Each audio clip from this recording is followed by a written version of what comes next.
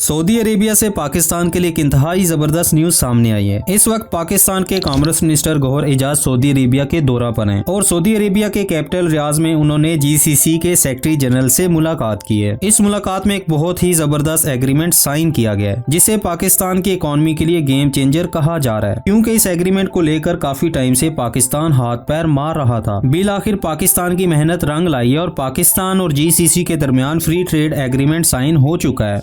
अब यहाँ पर हम कुछ चीजें समझने वाले हैं। पहला ये कि जीसीसी क्या है, इसमें कौन कौन सी कंट्रीज शामिल हैं और इस जीसीसी का मकसद क्या है। दूसरा ये कि ये फ्री ट्रेड एग्रीमेंट क्या होता है और तीसरा ये कि पाकिस्तान के लिए ये एग्रीमेंट कितना अहम है और पाकिस्तान को इस एग्रीमेंट से क्या क्या फायदे हासिल होंगे।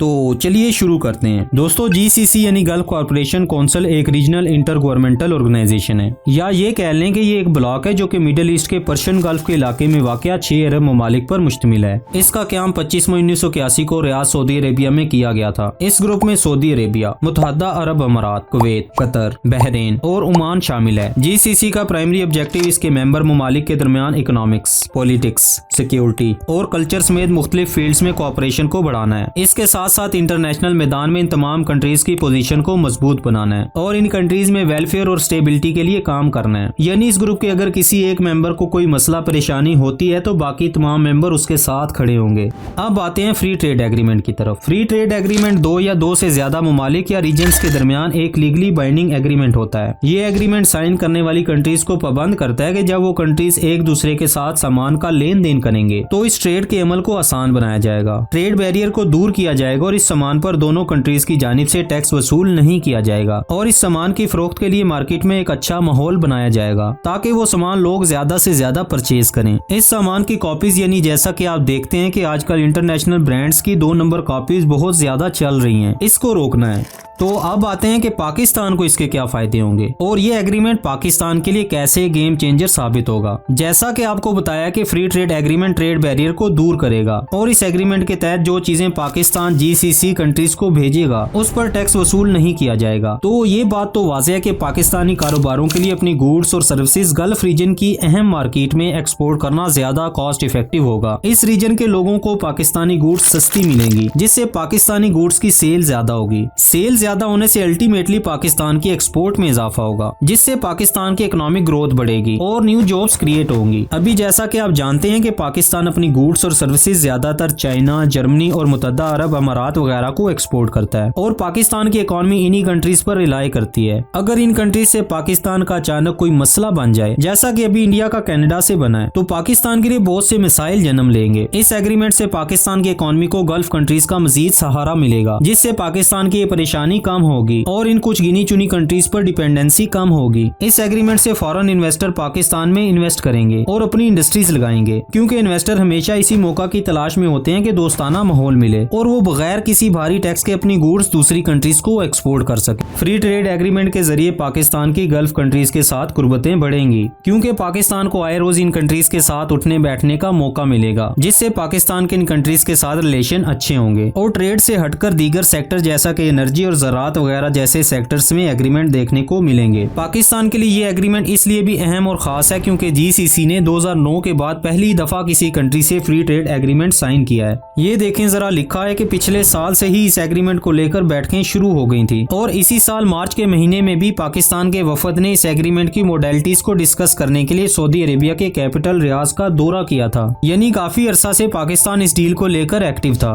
पाकिस्तान की मिनिस्ट्री ऑफ कॉमर्स और जीसीसी के ऑफिशियल ट्विटर हैंडल से भी इस एग्रीमेंट के किए जाने बारे पोस्ट शेयर की गई हैं। पाकिस्तान के कॉमर्स मिनिस्टर गौहर एजाज ने भी अपने ट्विटर अकाउंट से ट्वीट करके इस एग्रीमेंट पर जीसीसी के सेक्रेटरी जनरल का शुक्रिया अदा किया है। आखिर में कहना चाहूंगा, अगर वीडियो इन्फॉर्मेटिव लगी हो तो वीडियो को लाइक और चैनल को सब्सक्राइब जरूर करिएगा, क्योंकि इससे हमें बहुत हौसला मिलता है। मिलते हैं नेक्स्ट इन्फॉर्मेटिव वीडियो में।